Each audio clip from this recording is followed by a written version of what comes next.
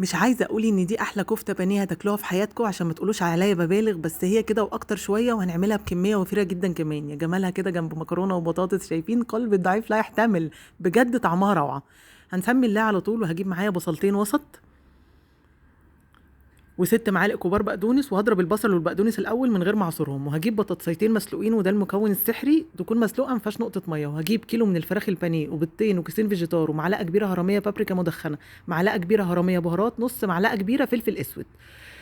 دهنت ايدي زيت لان هي كانت بتكون كده ملزقه شويه، وبعدين جبت البقسماط الناعم وحطيت عليه معلقتين كبار من النشا. ممكن كمان تكتفوا ببيضه واحده بس، بيضه واحده بس برضو كفايه قوي الكميه دي، مش لازم بيضتين، بس انا حبيت ارفع القيمه الغذائيه. بصوا بعد ما بشكلها كده ببططها عشان تطلع مستويه، وبيطلع كمان شكلها وطعمها روعه. قليتها كده في الزيت، شايفين ما شاء الله، ولا فكت ولا حصل لها اي حاجه. قدمتها على بطاطس محمره، وعايزه اقول لكم كيلو البانيه معايا في الوصفه دي عمل معايا 30 كفتايه